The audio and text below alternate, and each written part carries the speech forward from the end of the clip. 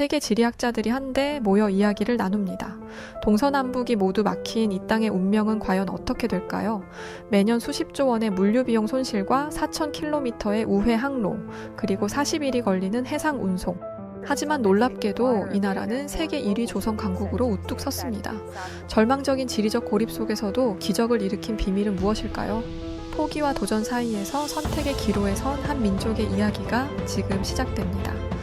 자, 오늘 이야기를 시작하기 앞서 구독과 좋아요 지금 바로 눌러주시면 감사하겠습니다.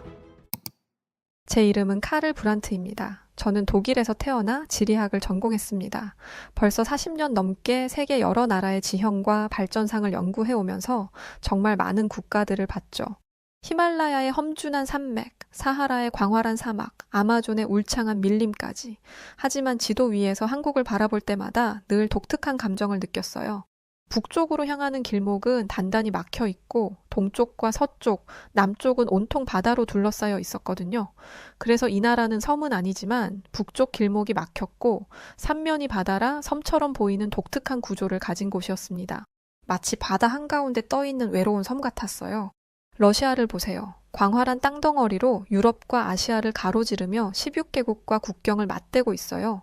중국도 14개국과 연결되어 있고 인도도 6개국과 국경을 나누고 있습니다. 미국도 캐나다와 멕시코로 연결되어 있고 유럽 국가들은 서로 촘촘히 연결된 거대한 네트워크를 이루고 있어요. 하지만 한국은 달랐습니다. 마치 바다 위에 떠있는 섬처럼 고립되어 보였거든요. 북쪽으로는 분단선이 가로막고 있고 나머지 3면은 모두 망망대해였죠. 이런 지리적 조건에서 과연 한 나라가 어떻게 발전할 수 있을까, 어떻게 세계와 소통하며 살아남을 수 있을까 하는 의문이 들었습니다. 그래서 저는 직접 한국을 찾기로 결심했습니다.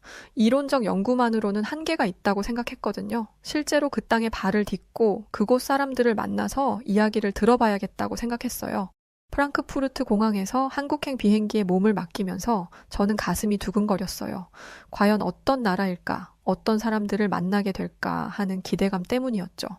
11시간의 긴 비행 끝에 인천공항에 도착했을 때 현지에서 느낀 현실은 정말 놀라웠습니다.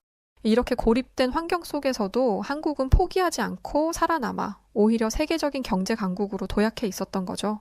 그것은 단순히 생존을 넘어 기적 같은 성취였습니다. 인천공항에 내려서 처음 느낀 건 이 나라의 역동성이었어요. 공항 자체가 하나의 거대한 허브 같았죠. 24시간 내내 수많은 항공기들이 쉴 새 없이 오가고 있었고 세계 각국에서 온 사람들로 북적거렸습니다. 공항 직원 한 분이 제게 이렇게 말하더군요. 어서 오세요. 독일에서 오셨다고요? 정말 먼 길 오셨네요. 그분의 따뜻한 미소와 친절한 말투에서 한국 사람들의 정을 느낄 수 있었어요. 하지만 동시에 아쉬운 마음도 들었습니다. 만약 이 나라가 육로로 연결되어 있었다면 얼마나 더 많은 가능성이 있었을까 하는 생각 때문이었죠. 공항에서 서울로 향하는 버스를 타면서 창밖 풍경을 유심히 관찰했어요. 인천에서 서울까지 이어지는 고속도로는 정말 잘 정비되어 있었고 곳곳에 현대적인 건물들이 들어서 있었습니다. 한강을 건널 때는 정말 숨이 막힐 정도로 아름다웠어요. 서울에 도착해서 현지 연구자들과 만났을 때 그들의 이야기는 제게 큰 충격을 주었습니다. 서울대학교 지리학과의 한 교수님이 이런 말씀을 하시더군요. 우리나라는 지리적으로 정말 불리한 조건에 있어요. 사방이 막힌 갇힌 땅이나 다름없죠. 하지만 그 덕분에 오히려 바다를 정복하게 되었어요. 교수님, 구체적으로 어떤 의미인가요? 제가 되물었을 때 교수님은 창밖을 가리키며 이렇게 설명해 주셨어요. 저기 보이는 한강을 보세요. 우리 조상들도 강을 따라 바다로 나갔어요. 육지가 막혀 있으니까 바다로 나갈 수밖에 없었던 거죠. 그래서 우리는 바다에서 살 길을 찾았고 결국 바다의 강자가 되었습니다. 하지만 며칠간 한국에 머물면서 자료를 살펴보고 여러 곳을 둘러본 뒤에야 그 의미를 완전히 알 수 있었습니다. 저는 학자의 눈으로 보면서도 한편으로는 한 민족의 의지와 끈기를 찬탄하지 않을 수 없었어요. 한국은 세계사 속에서 가장 불리한 조건을 극복한 나라 중 하나였거든요. 그런데 어떻게 이런 일이 가능했을까요? 그 답을 찾기 위해 저는 더 깊이 한국의 역사와 현실을 들여다보기 시작했습니다. 국립중앙도서관에서 자료를 찾아보다가 한국의 지정학적 위치에 대한 흥미로운 사실을 발견했어요. 한국은 중국, 러시아, 일본이라는 세 강대국에 둘러싸여 있었거든요. 마치 코끼리들 사이에 끼인 새우 같은 신세였죠. 역사적으로 보면 이런 위치에 있는 나라들은 대부분 강대국들의 각축장이 되곤 했어요. 발칸반도나 동유럽 국가들처럼 말이죠. 하지만 한국은 달랐습니다. 수많은 침입을 받으면서도 끝까지 독립을 유지해 왔거든요. 서울에서 연구자들과 이야기를 나누며 자료를 살펴보던 중 저는 한국의 분단이 단순한 정치적 사건이 아니라 지리적 운명을 송두리째 바꾼 사건임을 깨달았어요. 연세대학교 정치외교학과의 한 교수님이 제게 보여준 자료는 정말 충격적이었습니다. 이 지도를 보세요. 1945년 8월 이전의 한반도와 이후의 한반도는 완전히 다른 나라나 마찬가지예요. 교수님이 펼쳐 보인 지도에는 분단 이전과 이후의 물류 루트가 표시되어 있었어요. 분단 이전에는 부산에서 신의주를 거쳐 중국과 러시아로 이어지는 철도가 있었거든요. 하지만 분단 이후에는 그 모든 연결고리가 끊어져 버렸습니다. 세계대전 말기에 미국과 소련이 급하게 합의해서 그은 38선이 바로 이겁니다.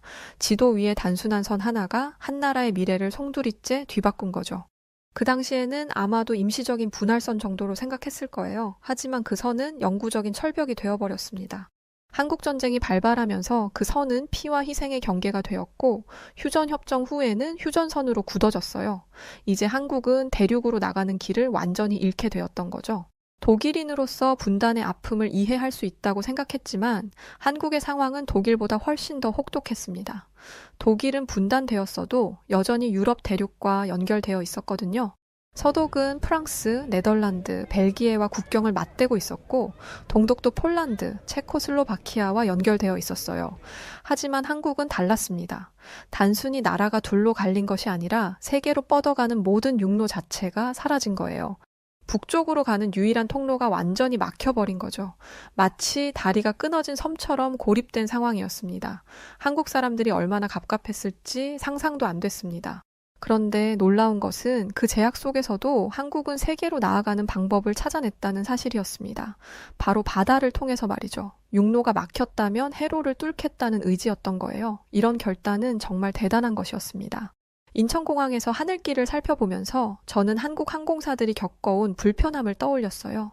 대한항공의 한 기장님과 이야기할 기회가 있었는데 정말 안타까운 현실을 들을 수 있었습니다. 북한 영공을 통과할 수 없기 때문에 우리 비행기는 늘 크게 돌아가야 해요. 유럽으로 갈 때는 정말 답답하죠. 이는 시간과 비용에서 막대한 손실을 의미했습니다. 연료비만 해도 엄청났고 승객들의 피로도도 높아질 수밖에 없었어요. 중국이 일부 항로를 열어주면서 그나마 상황은 조금 나아졌다고 해요. 하지만 여전히 수천억 원의 손실은 매년 이어지고 있었죠. 중국이 베이징과 상하이 상공을 열어줘서 조금은 나아졌어요. 하지만 여전히 우회해야 하는 구간이 많아서 비효율적이죠. 더욱 심각한 건 최근의 상황이었습니다. 러시아 우크라이나 전쟁으로 시베리아 항로마저 막혀버린 거예요.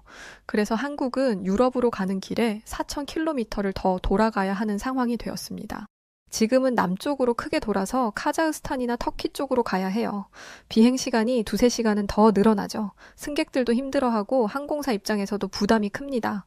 저는 계산기를 두드리며 그 거대한 비용을 체감해 봤어요. 단지 위쪽이 막혀 있다는 이유로 이 나라는 하늘길조차 자유롭게 쓰지 못하고 있었던 거죠. 하지만 그럼에도 불구하고 한국은 세계적인 항공 허브로 성장해 있었습니다. 불리한 조건 속에서도 기회를 찾아낸 모습은 정말 놀라웠어요. 인천공항의 규모와 시설을 보면서 감탄했습니다. 세계 최고 수준의 공항이었거든요. 면세점 규모도 엄청났고 환승시설도 완벽했어요. 공항 직원들의 서비스 수준도 정말 높았습니다. 이런 공항을 만들어낸 저력이 어디서 나온 걸까요? 제가 물었을 때 공항공사 관계자분이 이렇게 답하시더군요. 제약이 있었기 때문에 오히려 더 완벽한 것을 만들려고 노력했어요. 육로가 막혀 있으니까 하늘길이라도 세계 최고로 만들어야겠다고 생각한 거죠. 정말 그랬어요. 한국 사람들의 이런 정신력이 바로 기적을 만들어낸 원동력이었던 것 같아요.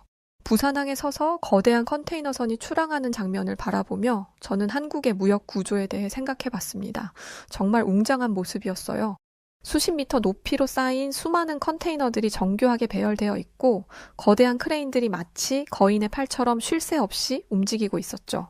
부산항만공사의 한 과장님이 저를 안내해 주시면서 이렇게 설명하더군요. 이 항구에서 하루에 처리되는 컨테이너가 수천 개예요. 24시간 내내 쉬지 않고 돌아가죠. 세계 어느 항구와 비교해도 뒤지지 않는 효율성을 자랑합니다. 듣다 보니 아쉬운 마음이 들었어요. 유럽까지 배로 가면 40일이 걸리는데 만약 철도로 연결되었다면 18일이면 충분했거든요. 이 단순한 시간 차이가 세계 무역에서 엄청난 격차를 만들어내고 있었습니다. 독일의 공장들을 보면 적시 생산 시스템으로 움직여요. 부품이 제 시간에 도착하지 않으면 생산 라인이 멈춰버리거든요. 독일 BMW 공장에서는 시트가 30분만 늦어도 라인이 정지돼요. 그만큼 정확한 납기가 중요하죠. 제가 설명하자 함께 있던 한국 기업 관계자분이 이렇게 말씀하시더군요. 그래서 우리가 불리한 거예요. 중국은 화물 열차로 단 15일 만에 유럽까지 공급할 수 있어요. 우리는 배로만 의존해야 하니까 경쟁에서 늘 뒤처질 수밖에 없어요. 현대자동차의 연구개발센터를 방문했을 때도 비슷한 이야기를 들었어요. 우리는 물류비 때문에 가격 경쟁력이 떨어져요. 그래서 기술력으로 승부해야 하죠. 남들보다 10% 비싸도 살 만한 가치가 있는 차를 만들어야 해요. 연구소장님의 말씀이었는데 정말 인상 깊었어요. 이것은 돈으로 환산하기 힘든 국민의 근성과 집념이었습니다. 수에즈 운하 사고로 전 세계 물류가 멈췄던 사건을 기억하시나요? 거대한 컨테이너선 에버기브노가 운하를 막으면서 전 세계 해운업계가 대혼란에 빠졌던 그 사건 말이에요. 그때 저는 한국이 겪었을 어려움을 상상해봤어요. 한진해운의 전 임원분과 이야기할 기회가 있었는데 정말 심각한 상황이었다고 하더군요. 다른 나라들은 육로나 철도를 통해 우회할 수 있었지만 우리는 달리 선택지가 없었어요. 모든 무역이 바다에만 의존하고 있었으니까요. 수에즈 운하가 막히면 아프리카 희망봉을 돌아가야 하는데 그러면 배송 시간이 2, 3주씩 더 늘어나거든요. 유럽 고객들은 기다릴 수가 없으니까 다른 공급 업체를 찾게 되죠. 그러면 우리는 시장을 잃게 되는 거예요. 정말 절망적인 상황이었어요. 가까운 중국 동북 삼성과의 교역도 마찬가지였습니다. 지도상으로는 불과 몇백 킬로미터인데 길이 막혀 있어서 물류비가 두세 배 더 들었어요. 단둥에서 부산까지 배로 와야 해요. 만약 육로로 연결되어 있었다면 트럭으로 하루 만에 갈 수 있는 거리인데 말이에요. 한 부장님이 안타까워 하시더군요. 중앙아시아와의 교역은 더욱 복잡했습니다. 반드시 중국과 러시아를 거쳐야만 했고 결국 주도권은 다른 나라 손에 있었어요. 우즈베키스탄에서 면화를 들여올 때 러시아 철도를 이용해야 해요. 그런데 러시아 상황에 따라 운임이 오르락 내리락 하죠. 우리는 그냥 당할 수밖에 없어요. 이런 상황에서는 운송비뿐만 아니라 정치적 리스크도 감수해야 했죠. 더 심각한 것은 에너지 문제였습니다. 러시아에서 가스를 직접 파이프라인으로 받는 중국이나 유럽과 달리 한국은 바다를 건너오는 액화 천연가스에만 의존해야 했어요. 그 결과 가격이 30에서 40%나 더 비쌌거든요. 한국가스공사의 관계자와 이야기할 때 이런 말을 들었어요.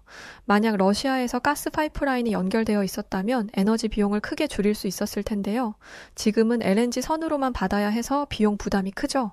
그분이 보여준 자료에 따르면 파이프라인 가스는 톤당 300달러인데 LNGL은 500달러가 넘었어요. 거의 2배 가까운 차이였죠.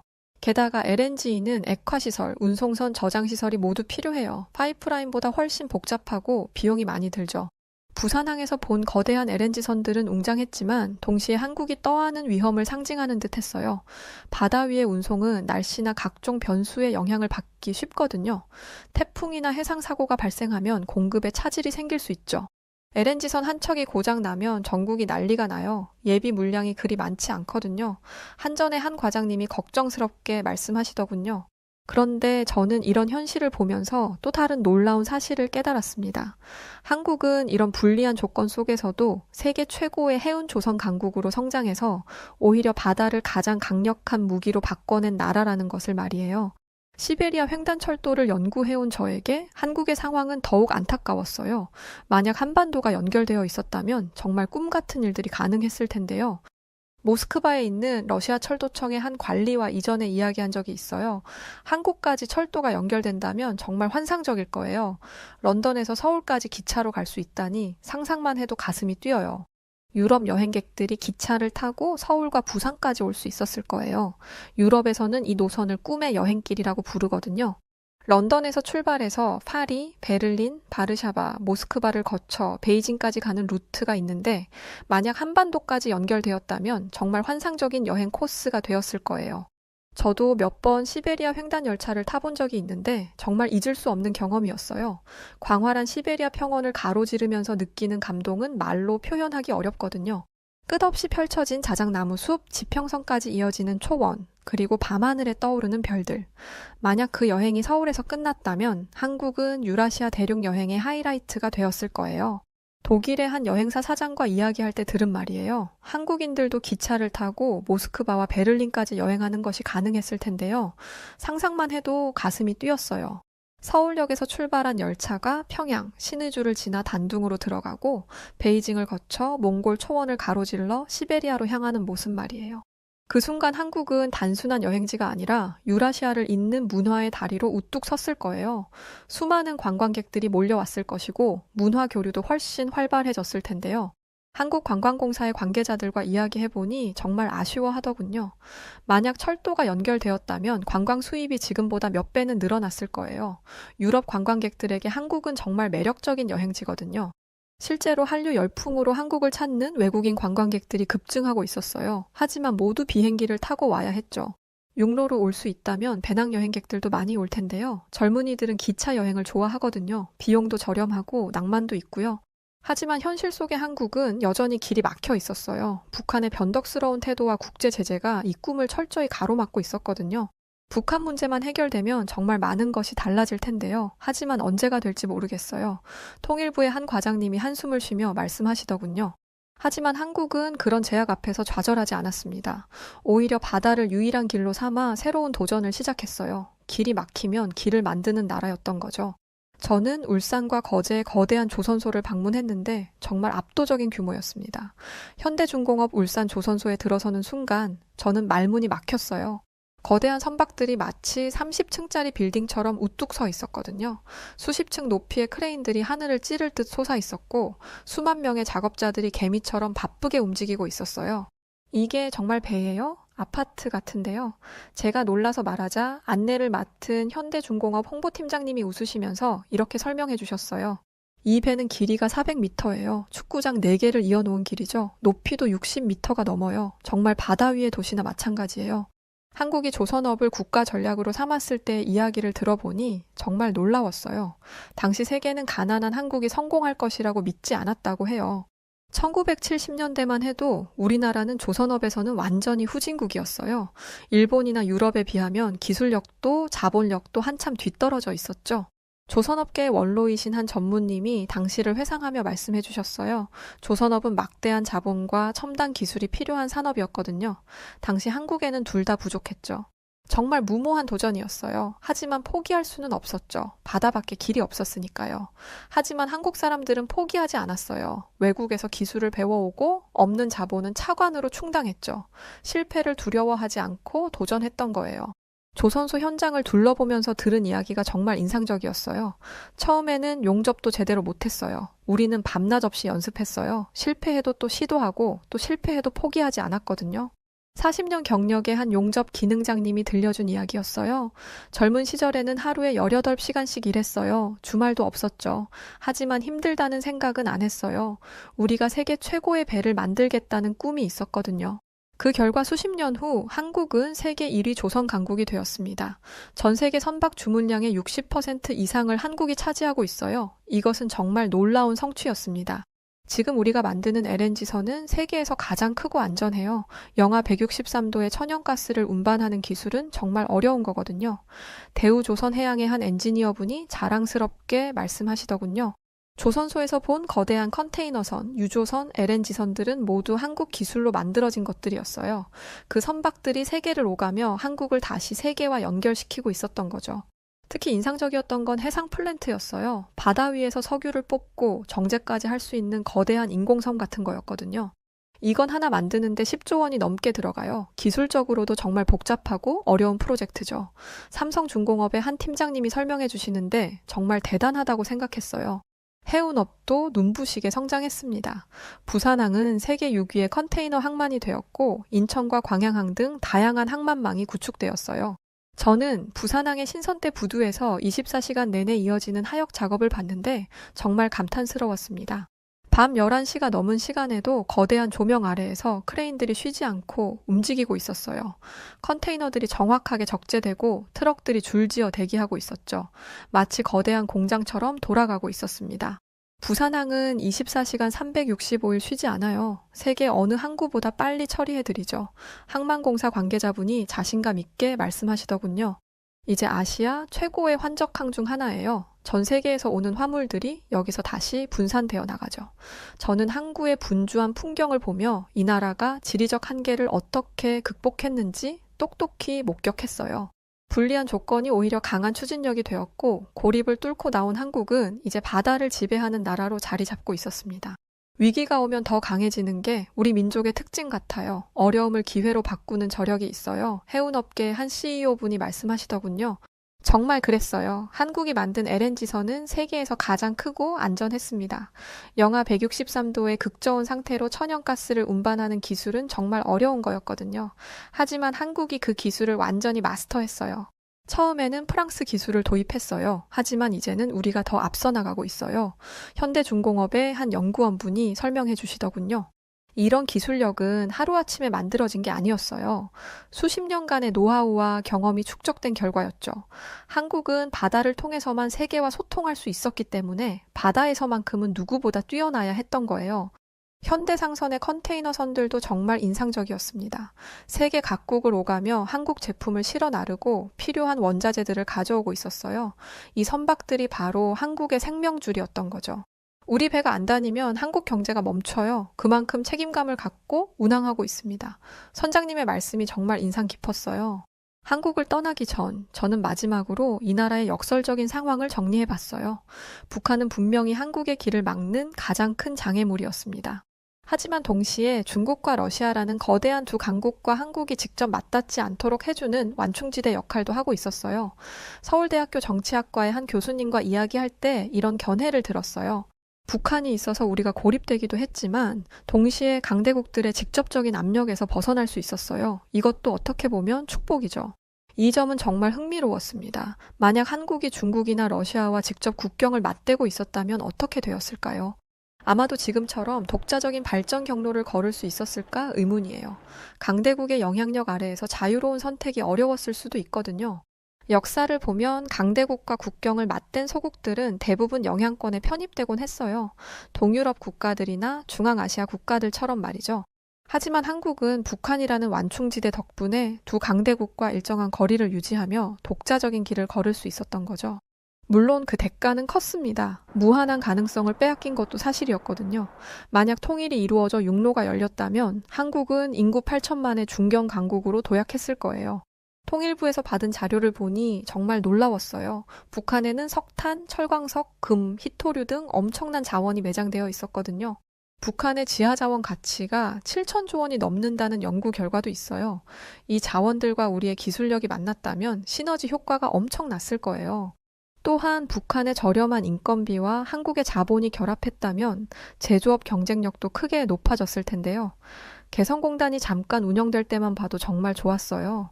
우리 기술과 그쪽 인력이 만나니까 품질 좋은 제품을 저렴하게 만들 수 있었거든요. 중소기업 사장님의 아쉬운 목소리였어요. 하지만 반대로 생각해보면 강대국의 압력 속에 발목이 잡혔을 가능성도 있었어요. 중국이나 러시아의 영향력 아래에서 지금처럼 자유로운 발전이 가능했을까 하는 의문이 들었거든요. 분단은 분명히 비극이지만 역설적으로 우리가 독자적인 길을 갈 수 있게 해준 면도 있어요. 강대국들 사이에서 균형을 잡으며 우리만의 발전 모델을 만들 수 있었죠.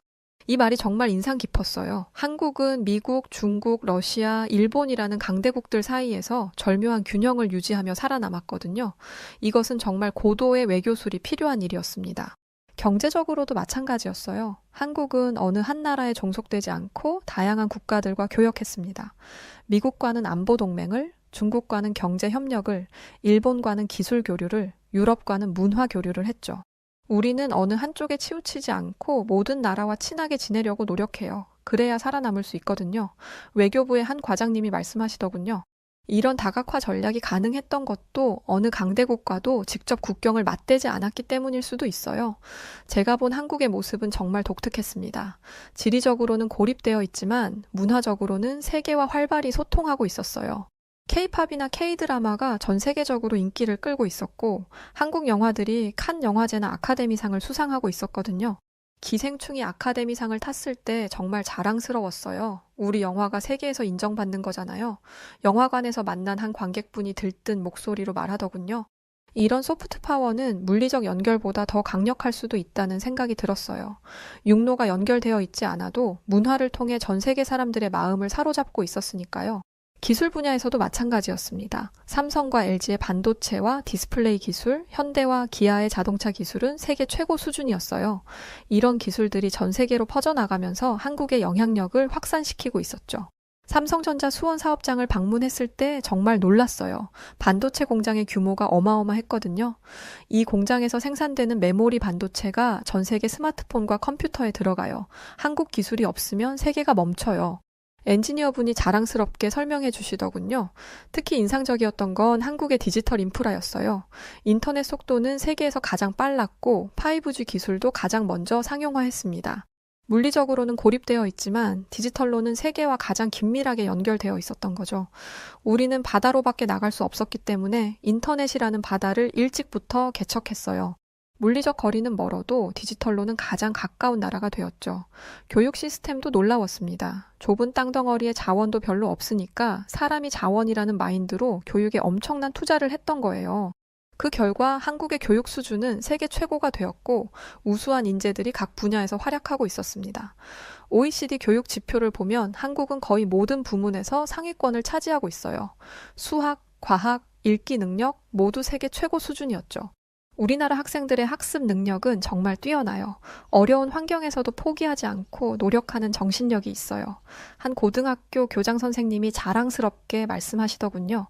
이런 교육 성과가 바로 한국 발전의 원동력이었던 거예요. 한국 대학들의 연구 수준도 인상적이었습니다. 서울대, 카이스트, 포스텍 같은 대학들이 세계 유수의 연구 성과를 내고 있었어요. 특히 과학기술 분야에서는 선진국들과 어깨를 나란히 하고 있었습니다. 카이스트를 방문했을 때 정말 놀랐어요. 젊은 교수들과 학생들이 첨단 연구에 몰두하고 있었거든요. 우리 목표는 세계 최고의 기술대학이 되는 거예요. 작지만 강한 대학을 만들고 싶어요. 총장님의 말씀이 인상적이었어요. 이 모든 것들을 종합해보면 한국은 지리적 제약을 오히려 발전의 동력으로 바꾼 나라라는 결론에 도달하게 됩니다. 길이 막혀 있으니까 더 멀리 나가려고 노력했고 자원이 없으니까 사람을 키웠으며 시장이 좁으니까 세계로 뻗어나갔던 거죠. 제가 연구해본 다른 나라들과 비교해봐도 한국만큼 역동적인 나라는 드물었어요. 일본은 이미 성숙한 선진국이 되어서 안정적이지만 활력이 부족했고 중국은 거대하지만 지역 간 격차가 심했어요. 독일도 체계적이지만 다소 보수적인 면이 있었죠. 하지만 한국은 달랐습니다. 여전히 성장하고 있었고 새로운 것에 대한 도전 정신이 넘쳐났어요. 젊은 에너지와 창의성이 가득했죠. 이런 활력이 바로 한국이 계속 발전할 수 있는 원동력이라고 생각했습니다. 홍대 앞에서 만난 젊은이들의 모습이 정말 인상적이었어요. 밤늦은 시간에도 거리는 활기로 가득했고 젊은 예술가들이 자신만의 개성을 마음껏 표현하고 있었거든요. 우리는 꿈이 있어요. 언젠가는 세계적인 아티스트가 되고 싶어요. 길거리에서 공연하던 한 뮤지션이 당당하게 말하더군요. 이런 젊은이들의 열정과 도전 정신이 바로 한국의 미래를 밝게 하는 원동력이었어요. 문화적으로도 한국은 독특한 위치에 있었어요. 동양과 서양의 문화가 만나는 지점에서 전통과 현대가 조화롭게 어우러진 독특한 문화를 만들어냈거든요. 경복궁 옆에 현대적인 빌딩이 서 있고 전통 한복을 입은 사람들이 스마트폰을 들고 셀카를 찍는 모습이 전혀 어색하지 않았어요. 우리는 전통을 지키면서도 새로운 것을 받아들여요. 이런 게 우리만의 매력이죠. 인사동에서 만난 한 전통공예 작가분이 말씀하시더군요. 이런 문화적 융합 능력이 바로 한국이 세계와 소통할 수 있는 비결이었던 것 같아요. 전통을 지키면서도 새로운 것을 받아들이는 개방성, 그리고 그것들을 창의적으로 결합하는 능력 말이에요. 한국의 저력을 보여주는 사례들은 정말 많았어요. 1997년 IMF 외환위기 때도 그렇고 2008년 글로벌 금융위기 때도 다른 나라들보다 빨리 회복했거든요. 최근 코로나19 팬데믹 상황에서도 K방역으로 세계의 주목을 받았고요. IMF 때 정말 절망적이었어요. 하지만 온 국민이 합심해서 위기를 극복했죠. 금모으기 운동도 하고 모두가 허리띠를 졸라맸어요.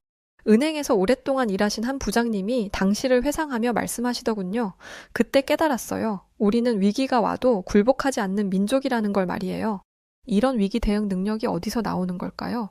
아마도 지리적 제약 속에서 살아남기 위해 단련된 위기의식과 적응력 때문이 아닐까 싶어요.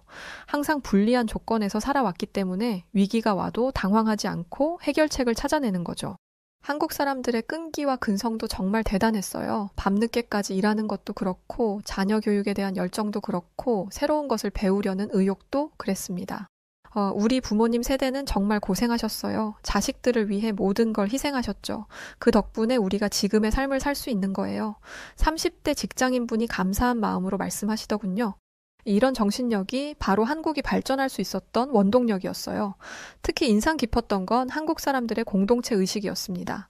어려운 일이 생기면 서로 도와가며 해결하려고 하더군요. 우리는 하나예요. 나라가 어려우면 모두가 함께 힘을 합쳐야죠. 시장에서 만난 한 상인분이 말씀하시는데 정말 감동적이었어요. 이런 사회적 결속력이 있었기 때문에 한국은 빠른 속도로 발전할 수 있었던 거죠. 개인주의가 강한 서구 사회와는 다른 장점이었어요. 물론 때로는 과도한 집단주의로 문제가 되기도 하지만 위기 상황에서는 엄청난 힘을 발휘했습니다. 한국의 기업 문화도 독특했어요. 대기업들의 수직적 조직 구조는 때로 경직성을 낳기도 했지만 빠른 의사결정과 강력한 추진력을 가능하게 했어요. 특히 글로벌 시장에서 경쟁할 때는 이런 특성이 큰 장점이 되었죠. 목표가 정해지면 전 조직이 일사불란하게 움직여요. 이런 추진력은 다른 나라 기업들이 따라하기 어려운 우리만의 강점이죠. 삼성전자의 한 임원분이 말씀하시더군요. 삼성이나 현대 같은 기업들이 짧은 시간에 세계적인 기업으로 성장할 수 있었던 것도 이런 조직 문화 때문이었어요.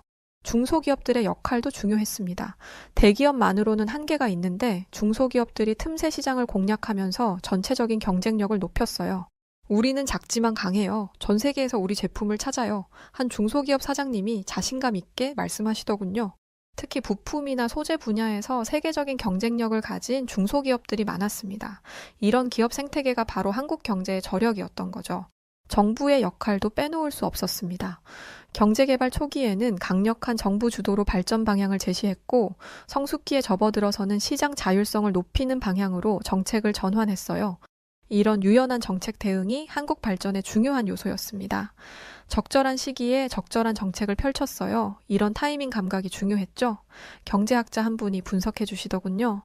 특히 교육과 연구개발에 대한 투자는 정말 인상적이었어요. 이런 투자가 있었기 때문에 한국이 지금의 기술 강국으로 발전할 수 있었던 걸까요? 우리는 미래에 투자해요. 당장은 돈이 안 되지만 10년, 20년 후를 내다보고 투자하는 거죠. 인프라 투자도 대단했습니다. 좁은 국토의 고속도로와 고속철도, 그리고 세계 최고 수준의 통신망을 구축했어요. 이런 인프라가 있었기 때문에 경제활동의 효율성을 높일 수 있었습니다. KTX를 타고 부산에서 서울까지 이동할 때 정말 놀랐어요. 2시간 반 만에 한반도를 종단할 수 있다니 정말 대단했거든요. 좁은 나라지만 빠른 교통수단이 있어서 하루 생활권이에요. 부산에서 아침에 출발해서 서울에서 회의하고 그날 저녁에 돌아올 수 있어요. 출장길에 만난 한 사업가분이 말씀하시더군요. 한국의 미래에 대해서도 생각해봤어요. 지금까지의 성장 동력이었던 제조업은 점점 한계에 부딪히고 있어요. 중국 같은 후발국들의 추격이 거세지고 있고 인건비 상승으로 경쟁력이 떨어지고 있거든요. 하지만 한국은 이미 새로운 성장 동력을 찾고 있었어요. IT, 바이오, 신재생 에너지 같은 미래 산업에 투자하고 있었고 문화 콘텐츠 산업도 급성장하고 있었습니다. 이제는 제조업만으로는 안 돼요. 서비스업과 콘텐츠 산업을 키워야 해요. 산업연구원의 한 연구위원분이 말씀하시더군요. 특히 인상적이었던 건 한국의 디지털 전환 속도였어요. 코로나19로 비대면 경제가 확산되면서 한국은 다른 나라들보다 훨씬 빠르게 적응했거든요. 이미 구축되어 있던 디지털 인프라와 높은 디지털 활용 능력 덕분이었죠. 온라인 수업, 재택근무, 비대면 서비스가 금방 자리 잡았어요. 다른 나라들이 부러워할 정도로 빨리 적응했죠. 한국의 스타트업 생태계도 활발했어요. 젊은 창업가들이 새로운 아이디어로 도전하고 있었고 정부와 대기업들도 이를 적극 지원하고 있었습니다. 강남에 있는 한 스타트업 허브를 방문했는데 정말 활기가 넘쳤어요. 20대, 30대 젊은이들이 열정적으로 새로운 사업에 도전하고 있었거든요. 우리는 세계를 바꿀 거예요. 작은 나라에서 시작하지만 전 세계로 뻗어나갈 겁니다. 한 스타트업 CEO의 당찬 포부였어요. 이런 혁신 역량이 바로 한국의 미래 경쟁력이라고 생각했어요. 환경 문제에 대한 대응도 인상적이었습니다. 좁은 국토에 인구 밀도가 높다 보니 환경 문제가 심각할 수 있는데 한국은 이를 오히려 새로운 기회로 만들고 있었어요. 친환경 기술 개발에 투자하고 그린 뉴딜 정책을 추진하고 있었거든요. 환경 문제를 해결하면서 동시에 새로운 산업을 키우는 거예요. 일석이조죠. 환경부 관계자분이 설명해 주시더군요. 실제로 한국의 태양광, 풍력 기술은 세계 최고 수준이었어요. 좁은 땅에서 효율적인 에너지를 만들어내는 기술을 개발한 거죠. 한국의 소프트 파워도 정말 대단했어요. 드라마, 영화, 음악, 게임까지 다양한 분야에서 세계를 사로잡고 있었거든요. 한류가 이렇게 성공할 줄 몰랐어요. 우리 문화가 전 세계 사람들에게 사랑받는다니 정말 자랑스러워요. 연예기획사에서 일하시는 한 분이 들뜬 목소리로 말씀하시더군요. 특히 놀라웠던 건 한국 콘텐츠의 다양성이었어요. K-팝만이 아니라 웹툰, 게임, 음식, 뷰티까지 모든 분야에서 한국 문화가 전파되고 있었어요. 이제는 K-뷰티, K-푸드도 인기예요. 한국 것이라면 뭐든 관심을 가져요. 화장품 회사 관계자분이 말씀하시는데 정말 신기했어요. 이런 모든 것들을 보면서 저는 한국이 지리적 제약을 완전히 극복했다고 확신하게 되었어요. 아니, 오히려 그 제약을 발전의 원동력으로 바꿔낸 거죠. 세계 어느 나라도 한국만큼 극적인 변화를 이뤄낸 곳은 없을 거예요. 1953년 휴전협정 체결 당시만 해도 세계 최빈국 중 하나였는데 지금은 선진국 클럽에 당당히 이름을 올리고 있거든요. 정말 기적 같은 일이에요. 70년 만에 이렇게 발전한 나라가 또 있을까요? 국사교사로 일하시는 한 분이 감격스럽게 말씀하시더군요. 이런 성취는 정말 기적에 가까운 일이었습니다. 그리고 이 모든 성취가 바로 한국 국민들의 의지와 노력 덕분이었어요. 불리한 조건을 핑계로 삼지 않고 오히려 그것을 극복하려는 강인한 정신력이 있었기 때문이죠. 우리 아버지 세대는 정말 대단해요. 아무것도 없는 상태에서 이 모든 걸 만들어내셨거든요. 한 중년 남성이 자랑스럽게 말씀하시더군요. 한국을 떠나면서 저는 이런 생각을 했어요. 지리는 운명이 아니라 선택이라는 것을요. 한국은 불리한 지리적 조건을 극복하고 오히려 그것을 장점으로 바꿔낸 나라였습니다. 인천공항에서 독일로 돌아가는 비행기를 기다리면서 지난 몇 주간의 경험을 되돌아봤어요. 정말 많은 것을 보고 느꼈거든요. 이런 한국의 이야기는 전 세계 모든 나라들에게 희망과 용기를 주는 메시지라고 생각해요. 함께 공항에 나온 한국 연구자분이 말씀하시더군요. 정말 그랬어요. 어떤 어려운 조건에서도 포기하지 않으면 기적을 만들 수 있다는 것을 한국이 증명해낸 거죠. 앞으로도 한국은 계속 발전할 거예요. 새로운 도전과 기회가 있을 테지만 지금까지 보여준 저력이라면 분명히 이겨낼 수 있을 거라고 확신합니다. 특히 4차 산업혁명 시대에는 물리적 제약보다 기술력과 창의력이 더 중요해질 거예요. 이런 면에서 한국은 정말 유리한 위치에 있다고 생각해요. AI, 빅데이터, IoT 분야에서 우리가 앞서 나가고 있어요. 미래는 더욱 밝을 거예요. IT 업계 관계자분이 자신감 있게 말씀하시더군요. 비행기가 이륙하면서 한반도가 점점 작아지는 모습을 내려다봤어요. 정말 작은 땅이었지만 그 안에 담긴 에너지와 가능성은 무한대였죠. 바다로 둘러싸인 이 작은 나라가 온 세계를 무대로 꿈을 펼치는 모습 정말 감동적이었어요. 창밖을 바라보며 혼자 중얼거렸어요. 그리고 마지막으로 이런 생각이 들었어요. 한국은 이미 지리적 고립을 완전히 극복했을 뿐만 아니라 그 경험을 바탕으로 세계 어느 나라보다 강인하고 역동적인 나라가 되었다는 것을요. 불리한 지리적 조건은 한국을 약하게 만든 것이 아니라 오히려 더 강하게 만들었습니다. 바다만이 유일한 길이었기에 바다의 왕자가 되었고 육로가 막혀 있었기에 하늘길을 개척했으며 자원이 없었기에 사람을 최고의 자원으로 키워냈죠. 이것이 바로 한국이 전 세계에게 보여준 가장 값진 교훈이었습니다. 주어진 조건을 탓하지 말고 그 조건을 어떻게 활용할 것인가를 고민하라는 것 말이에요. 지금 이 순간에도 한국의 선박들은 세계 바다를 누비고 있고 한국의 기술은 전 세계로 전파되고 있으며 한국의 문화는 지구촌 곳곳에서 사랑받고 있습니다. 물리적으로는 고립된 섬 같았던 한국이 이제는 세계와 가장 긴밀하게 연결된 나라 중 하나가 된 것이죠. 이런 한국의 모습을 보면서 저는 인간의 의지와 노력이 얼마나 위대한 것인지 다시 한번 깨달았습니다. 그리고 한국 국민들의 그 불굴의 정신에 깊은 존경의 마음을 표하고 싶어요. 여러분들이 만들어낸 이 기적은 정말 세계사에 길이 남을 위대한 성취입니다. 사람들이 북적이는 공항, 인적이 드문 공항 한켠에서 일본인 승무원들 사이에 유독 키가 크고 아름다운 외모를 가진 한 여성이 있습니다.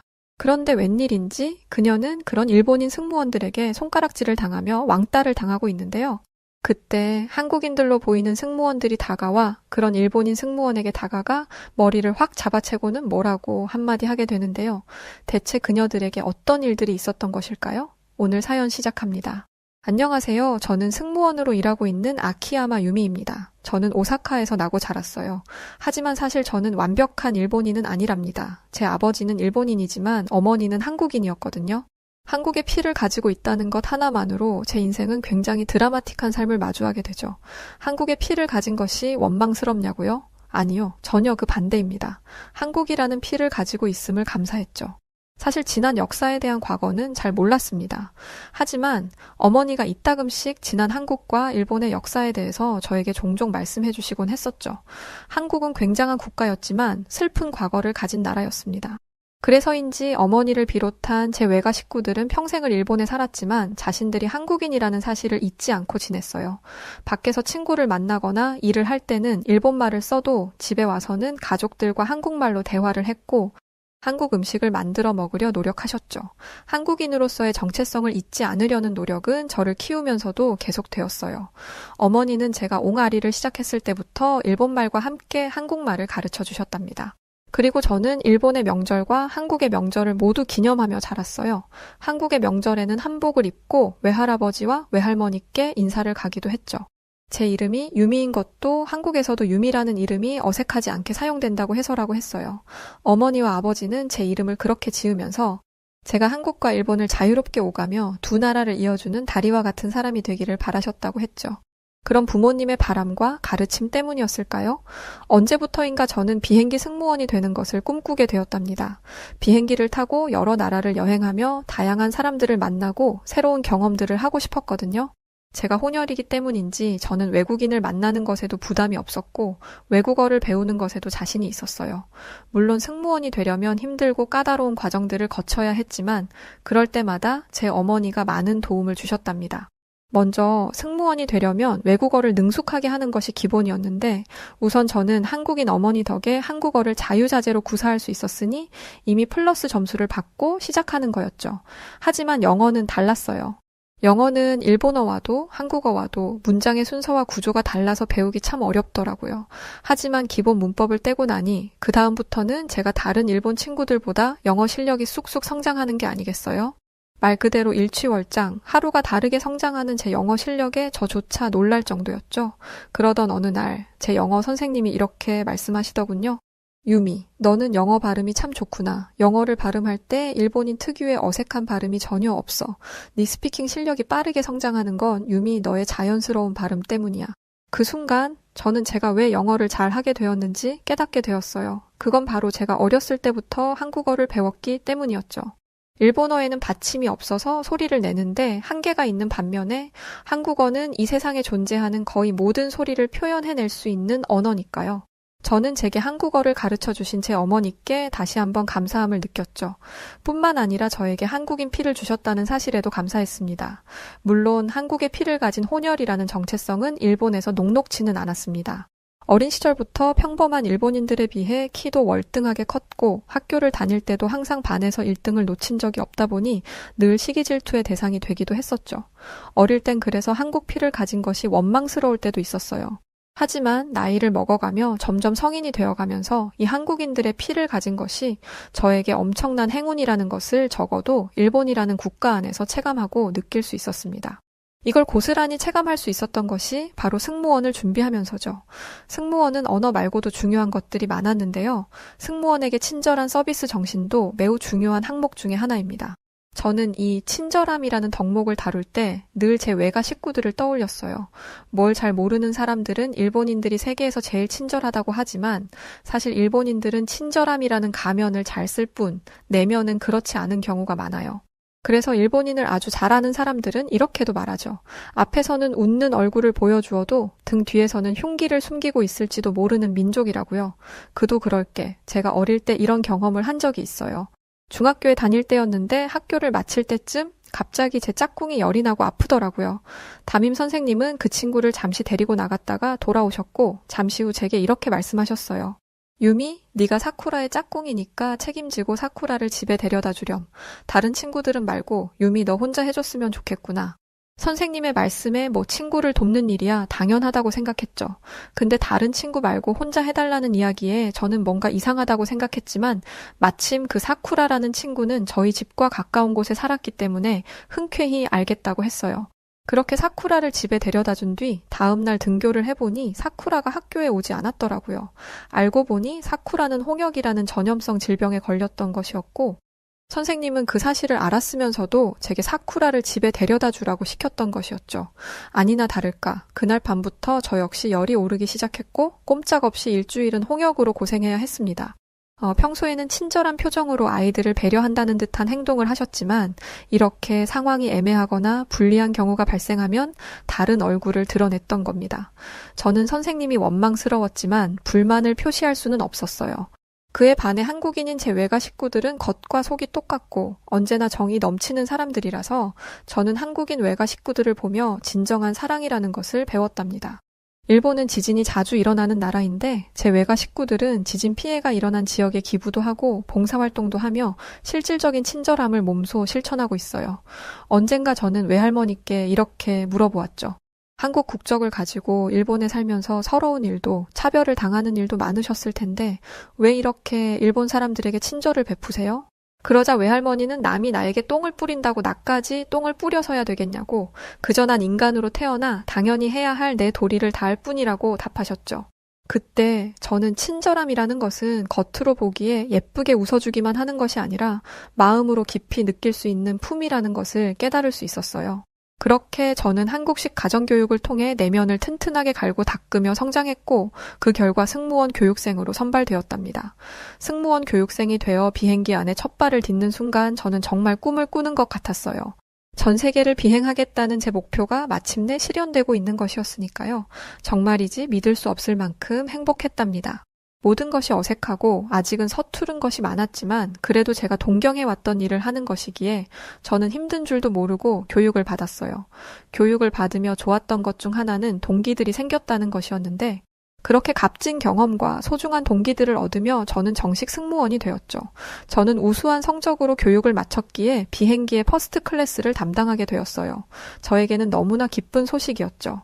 그리고 저는 당연히 제 일본 동기들도 이 소식을 들으면 기뻐해 줄 것이라 생각했어요. 만약 제 동기에게 좋은 일이 생겼다면 저는 진심으로 축하해 줬을 테니까요. 그런데 그것은 저만의 착각이었죠. 제가 퍼스트 클래스를 담당하게 되었다는 소문이 퍼지자 동기들은 저를 대하는 태도를 바꾸기 시작했어요. 바로 어제까지만 해도 너무나 가까웠던 사이였는데 지금은 마치 남을 바라보듯 아니 꼭 원수를 바라보듯 싸늘한 시선을 보내는 동기들을 보며 저는 엄청난 충격을 받았죠. 지금까지 우리가 함께 보낸 시간들은 다 뭐였는지, 우리가 쌓아온 추억들은 다 가짜였던 것인지 저는 일본인 동기들에게 배신감이 느껴졌어요. 재미있는 것은 동기들 역시 제게 배신감을 느꼈다는 것인데 제가 너무 어처구니가 없어서 대체 나에게 왜 배신감을 느끼냐고 물었더니 이렇게 말하더군요. 너는 반칙을 써서 퍼스트 클래스에 가게 된 거잖아. 우리 일본인 동기들은 정정당당하게 일본어만 사용했는데 너는 치사하게 한국어까지 사용했지? 그건 공평하지 못해. 게다가 한국인들은 성형을 많이 한다던데 내 얼굴이랑 가슴도 사실 다 뜯어 고친 거 아니야? 그런 가짜 실력으로 우리 일본인들의 자리를 빼앗아 가다니 역시 한국인들은 욕심 많고 치사한 민족이야. 그러니까 제 동기들이 제게 화가 난 이유는 첫째, 제가 한국인이라서 일본인인 자신들보다 언어 능력이 뛰어나다는 것이 못마땅하다는 것이었고 둘째, 한국 피가 섞인 제가 일본인들보다 예쁘다는 것을 인정할 수 없다는 것이었어요. 두 가지 이유 다 말도 안 되는 억지였죠. 왜냐하면 저는 외국어를 잘 하기 위해 열심히 공부해 왔을 뿐더러 성형도 일체하지 않았거든요. 하지만 일본인 동기들은 제 말을 들으려고도 하지 않았어요. 그제서야 저는 알게 되었죠. 그들은 그저 어떻게든 트집을 잡아 저를 괴롭히고 따돌리고 싶을 뿐이라는 것을요. 그날 이후 제 일본인 동기들은 저를 따돌리기 시작했어요. 저만 빼고 단체 대화방을 만들어서 저를 욕하는 일은 기본이었고 중요한 공지를 저에게만 전해주지 않기도 했어요. 심지어 어느 날은 자기들끼리만 여행을 간 뒤 그 사진을 제게 보내기도 하더라고요. 그 사진을 본 뒤 제가 상처받기를 바란 거겠죠. 저는 너무 화가 나서 다음날 한 일본인 동기를 만나 대체 이런 사진을 내게 보낸 저희가 뭐냐고 따졌어요. 그러자 동기는 저를 비웃으며 이렇게 말하더군요. 유미, 왜 그렇게 예민하게 굴어? 우린 그냥 사진이 예쁘게 나와서 보내준 것뿐이야. 그렇게 화를 낸 저만 바보가 되었고 그렇게 괴로워하는 저를 보며 일본인 동기들은 즐거워했어요. 시간이 갈수록 상황은 점점 악화되어 갔죠. 동기들은 3, 4, 5 모여 떠들다가도 저만 다가가면 갑자기 입을 다물거나 제 눈치를 보며 자기들끼리 뭐라 귓속말을 했어요. 그러면 저는 그 싸해진 분위기 속에서 피가 마르는 기분을 느껴야 했죠. 그런 일이 매일같이 반복되었어요. 그런데 이런 일이 생기면 중재를 해줘야 할 선배들이 오히려 왕따에 동조하기 시작하더군요. 제 뒷담화를 하는 것이 무슨 재미있는 놀이라도 되는 듯 일본인 승무원 선배들 역시 저를 따돌리고 괴롭히기 시작했어요. 그들은 제가 지나가면 꼭 듣기를 바라기라도 하는 듯 이렇게 말하고는 했죠. 제 사실 실력도 없는데 얼굴이랑 몸매로 승무원 뽑힌 거라며 쟤네 엄마 한국인이잖아. 열등하고 미개한 한국 핏줄이 우리 일본 항공사에 들어오려면 그런 더러운 방법을 쓰는 수밖에 없었겠지. 그런 모욕적인 말을 듣고도 승객들이 앞에 있으니 화를 낼 수도 그렇다고 울 수도 없어서 얼마나 괴로웠는지 몰라요. 얼굴로는 웃고 있었지만 마음속에서는 피눈물이 흐르고 있었죠. 대체 내가 왜 이런 치욕을 당해야 하는 것인지, 내가 저들에게 무엇을 그렇게 잘못한 것인지 저는 도무지 이해가 되지 않았어요. 물론 지금 생각해보면 무조건 저 일본인들이 나쁘고 상스러웠던 것인데 당시에 저는 자존감이 너무 떨어져 있어서 제대로 생각할 수가 없었답니다. 매일같이 험담을 듣다 보니 저도 모르는 사이에 주눅이 들고 정말 내가 못난 사람처럼 여겨지더라고요. 그리고 제가 주눅이 들수록 일본인들의 괴롭힘은 더 교묘해지고 더 악랄해졌어요. 어느 날 퍼스트 클래스에서 같이 일하는 일본인 승무원 선배가 제게 업무를 전달하더군요. 앞자리에 앉은 어떤 승객에게 뜨거운 커피를 가져다 주라는 것이었어요. 그 선배는 평소 저를 무시하며 말 한마디 걸지 않았던 사람인데 갑자기 제게 업무를 지시하는 것이 이상하다고 생각했지만 그래도 저는 군말 없이 선배의 지시에 따랐죠. 잠시 후 뜨거운 커피를 타서 손님에게 간 저는 경악을 하게 되었어요. 아이스 커피를 가져다 달랬더니 왜 뜨거운 커피를 가져옵니까? 이 비행기는 서비스가 대체 왜 이 모양이에요? 저는 너무 당황해서 얼른 제게 커피 업무를 전달한 선배를 바라보았어요. 그런데 그 선배는 저를 보며 음흉한 미소를 짓고 있는 게 아니겠어요? 그때 저는 이게 저를 두고 꾸민 음모였다는 것을 깨달았죠. 일단 저는 승객에게 죄송하다고 다시 커피를 가져오겠다고 말씀드린 다음 선배에게 다가가 이 일에 대해 따져 물었어요. 그러자 선배는 아무것도 모른다는 얼굴로 제게 이렇게 말하더군요. 지금 무슨 말을 하는 거야? 나는 유미 너한테 분명히 아이스 커피를 가지고 가라고 했잖아. 네가 잘못해놓고 지금 나한테 잘못을 떠넘기는 거니? 한국인들은 거짓말을 잘하고 염치가 없다더니 네가 딱 그 짝이구나? 예, 실수를 했으면 우리 일본인들처럼 그냥 실수를 인정하고 사과를 해. 한국인들이 그런 식이니까 우리 일본한테 안 되는 거야. 그러자 옆에 있던 일본인 승무원들이 마치 짝이라도 한 듯 깔깔거리며 제게 비웃음을 날리더군요. 그 순간 저는 너무 화가 나서 머리가 빙빙 돌 지경이었어요. 어떻게 한 무리의 사람들이 한 사람을 상대로 이렇게 무자비한 짓을 할 수 있는 것인지 제 상식으로는 절대 이해할 수 없었죠. 하지만 이렇게 힘이 들어도 저는 승무원을 그만둘 수는 없었어요. 제가 승무원을 그만둔다면 그건 저들에게 굴복하는 것과 같았으니까요. 무엇보다 승무원이 되는 것은 어렸을 때부터 간직해온 제 소중한 꿈이었기 때문에 이런 식으로 무력하게 포기하고 싶지는 않았어요. 그래서 저는 어떻게든 버틸 수밖에 없었죠. 날이 갈수록 저는 지쳐갔지만 그런 저는 신경도 쓰지 않는다는 듯이 일본인 승무원들의 따돌림은 계속되었답니다. 어느 날은 출근을 했더니 제 책상에 이상한 책이 하나 놓여져 있었어요. 그 책에는 한국이 더럽고 미개하고 덜 떨어지고 끔찍한 나라라는 내용이 담겨 있었는데 딱 보아도 한국을 철저하게 증오하는 사람이 쓴 것 같은 책이었어요. 제가 그 책을 보며 당황하고 있자 일본인 승무원들이 다가와 이렇게 말하더군요. 우리 선물 마음에 들어? 어제 서점에 갔더니 혐한 코너에 그 책이 있더라고. 유미 내 생각이 나서 샀어. 일본의 서점에는 혐한이라는 코너가 있는데 그 코너에는 밑도 끝도 없이 한국을 혐오하는 작가가 쓴 책들이 있어요. 그 책 안에는 한국에 대한 혐오를 불러일으키는 가짜 정보들이 가득한데 예를 들어 한국이 자발적으로 일본의 식민지가 되었다든가 한국은 일본을 너무 부러워해서 일본의 모든 것을 따라한다든가 모든 한국 여자들은 성형에 미쳐 있다든가 이런 내용들이 들어있죠.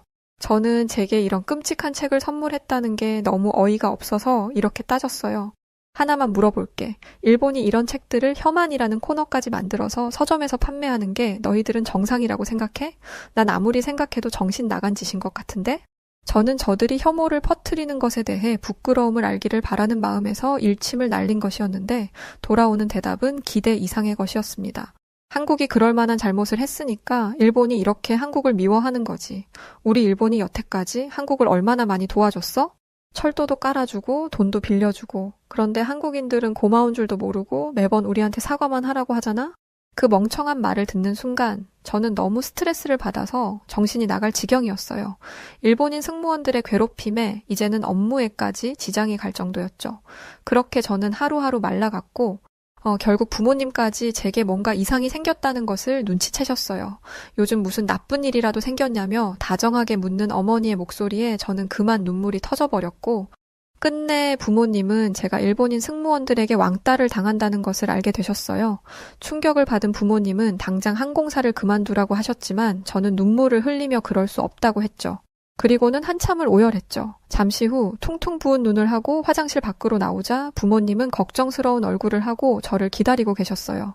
나는 언제나 부모님의 사랑스럽고 자랑스러운 딸이었는데 지금 이 순간만큼은 한없이 못나고 초라한 존재가 된 것만 같아서 저는 마음이 찢어지는 것 같았답니다. 그리고 그런 저를 보며 부모님은 제게 이렇게 말씀하셨답니다. 유미, 내게는 아무런 잘못이 없는 것을 잘 알아. 하지만 이 세상에는 말이 통하지 않는 사람들이 있고 때로는 그 사람들과 엮이지 않는 것이 최선일 때가 있단다. 그 말을 듣는 순간 저는 알 수 없는 안도감이 들었어요. 저도 모르는 사이에 제 내면에서는 그 악랄한 일본인들로부터 격리되기를 간절히 원하고 있었던 것인지 부모님의 말씀에 깊은 공감이 되더라고요. 그렇게 저는 마음의 결정을 내렸고 다음날 항공사의 퇴직 의사를 밝혔답니다. 처음 유니폼을 벗게 되었을 때 저는 아쉬움이 클 거라고 생각했어요. 어쨌든 제가 간절히 원했던 것을 타이에 의해 빼앗기게 된 것이니까요. 하지만 막상 퇴사를 하고 보니 아쉬움보다는 후련함이 더 크더군요. 더 이상 그 끔찍한 수군거림을 듣지 않아도 되고 모욕적인 언사를 들으며 숨이 턱 막히는 경험을 하지 않아도 되니까 말이에요. 사실 요즘 들어 출근을 할 때마다 손이 덜덜 떨리고 눈앞이 캄캄해지는 느낌이 들기 시작했었거든요. 꿋꿋하게 잘 버텨왔다 생각했지만 괴롭힘을 2년이나 당하다 보니 저도 모르게 많이 지쳤던 모양이에요. 저는 그 지옥에서 탈출한 뒤 부모님과 함께 좋은 시간을 보내기 시작했답니다.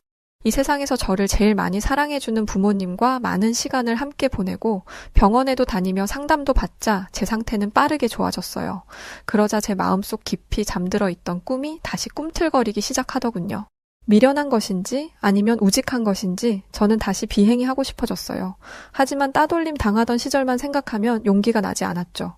그 시절로는 절대로 다시 돌아가고 싶지 않았어요. 고민하던 저를 보던 어머니는 제게 한국 항공사에 지원을 해보는 것을 제안하셨죠. 새로운 곳에서 새롭게 시작해보자고 말이에요.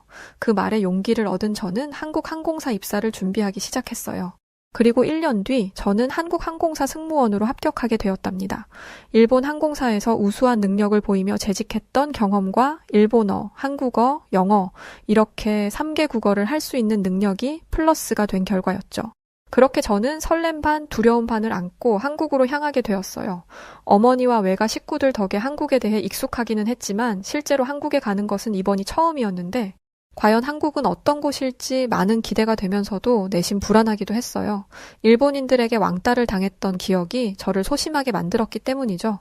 그런데 한국 항공사에서 일하기 시작한 순간부터 제 인생은 180도 달라지기 시작했답니다. 우선 한국 공항은 그 규모부터 시설까지 일본 공항과 비교가 되지 않을 정도더군요. 병원, 호텔, 세탁소, 은행, 카페, 식당, 럭셔리한 명품점들까지 인천공항에는 그야말로 없는 게 없었어요. 게다가 공항 전체에 깔린 어마어마하게 빠른 무선 인터넷과 공항을 이용하는 승객들이 최단 거리로 최선의 방향으로 이동할 수 있도록 해주는 최첨단 이동시설들은 압도적인 느낌을 주기까지 했어요. 일본은 아직까지 아날로그적인 시설들이 많아서 기계를 이용하기보다는 사람이 손으로 작업을 하는 경우가 대부분이거든요. 그래서 작업 속도가 현저하게 느리죠. 반면에 한국은 모든 것이 디지털화되어 있어서 속도 면에서 일본이 따라갈 수가 없었어요. 일본에서는 한 달이 걸릴 일이 한국에서는 고작 5분 만에 해결이 될 정도였으니까요. 또한 일본 공항에서는 제가 퍼스트 클래스에서 일할 수 있을 만큼 우수한 능력의 승무원이었는데 한국 공항의 승무원들은 거의 모든 승무원들이 제 능력을 뛰어넘을 만큼 우수하더군요. 저는 제가 이렇게 현대적인 환경에서 일하게 되었다는 것에 굉장한 자부심을 느낄 수 있었죠.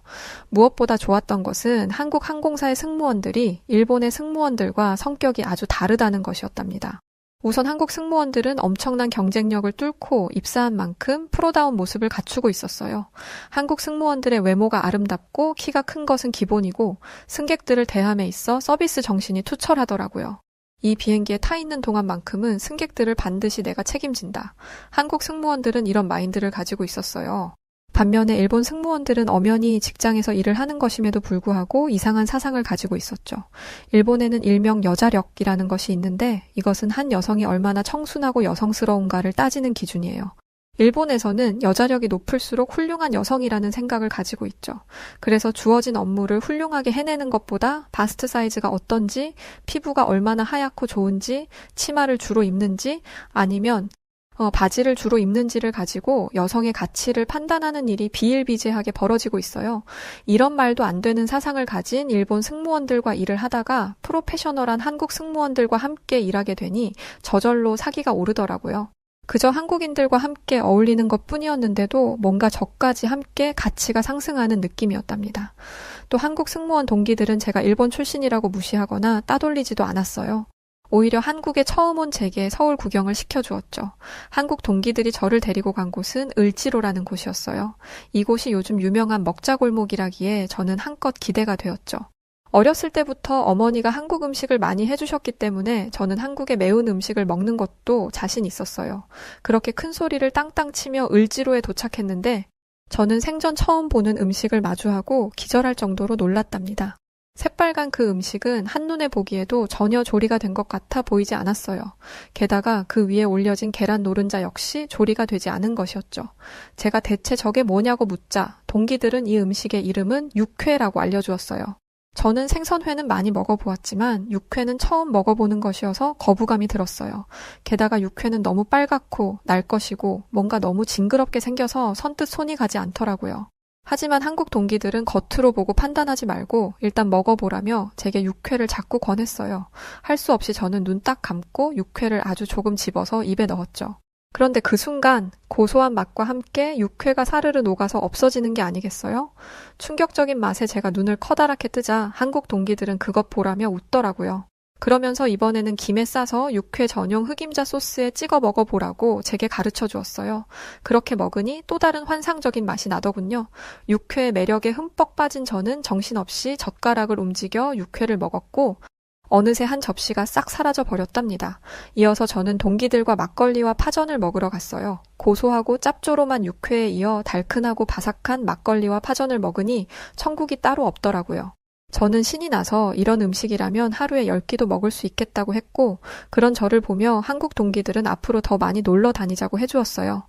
그 순간 저는 일본에서 괴롭힘을 당했던 일이 눈 녹듯이 사라지는 듯한 느낌이 들었답니다. 사실 나 일본 항공사에서 일할 때 한국 혼혈이라는 이유로 왕따를 당했었거든. 그런데 한국에 와서 이렇게 좋은 친구들이 생겨서 너무 기뻐. 저는 지난 제 아픔을 한국 승무원 동기들에게 털어놓았고 동기들은 묵묵히 제 이야기를 들어주며 저를 위로해 주었어요. 저는 이렇게 따뜻한 마음을 가진 동기들이 생겼다는 사실만으로도 너무 행복하고 좋았답니다. 그렇게 다정한 한국 동기들과 함께 즐거운 한국 생활을 하던 어느 날이었어요. 제게 갑작스러운 불행이 닥쳐왔답니다. 그날은 뉴욕행 비행을 하러 가는 날이었는데 공항에 도착하자마자 구두굽이 똑하고 부러지더라고요. 마치 불길한 일을 예고하기라도 하는 것처럼 말이죠.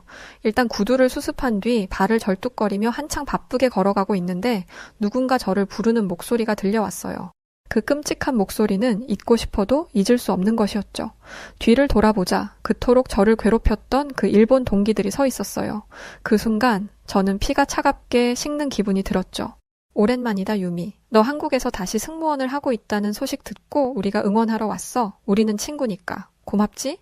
악랄하게도 일본 승무원 동기들은 저를 괴롭히기 위해 한국까지 쫓아왔던 것이었어요. 저는 그들의 악랄함과 끔찍함에 손이 바들바들 떨려왔죠. 대체 나에게 무슨 억하심정이 있길래 여기까지 쫓아와서 저러는 건지 이해도 되지 않았고 저들이 나와 같은 사람이면서 이런 식으로 다른 사람을 괴롭히는 것에 재미를 느낀다는 것도 끔찍하게 여겨졌어요. 하지만 그들을 경멸하는 마음과 달리 제 몸은 불안함과 초조함에 떨려오더군요. 마치 맹수를 만난 토끼처럼 저는 식은땀이 나고 몸이 움츠러들었어요. 분하지만 저들 앞에 서면 저는 초라한 왕따에 불과했어요.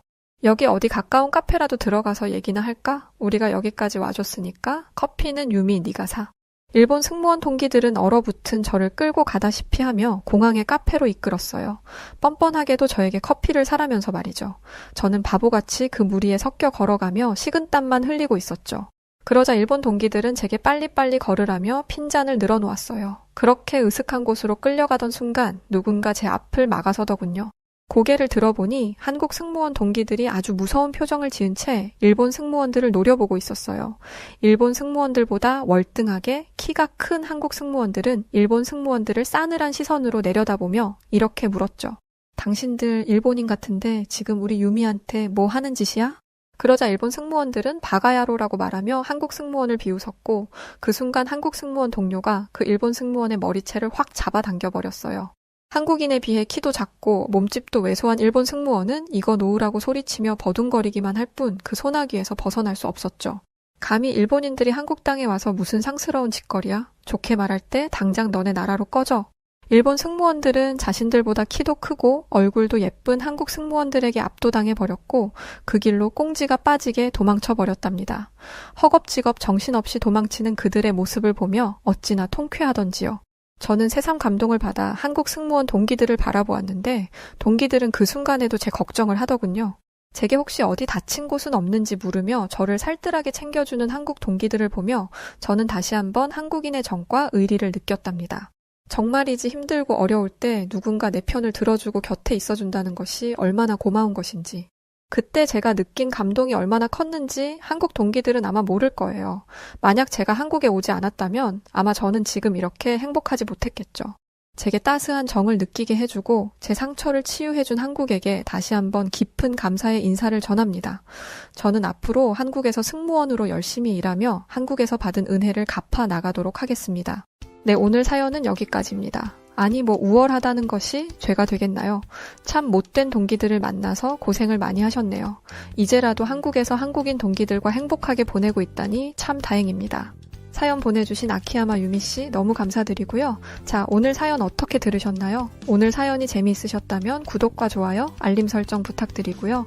그럼 지금까지 사연을 전해드리는 여우튜브 송은지였습니다. 끝까지 시청해주신 모든 분들 고맙습니다. 더 좋은 영상으로 찾아뵐게요. 감사합니다. 당신만의 여우튜브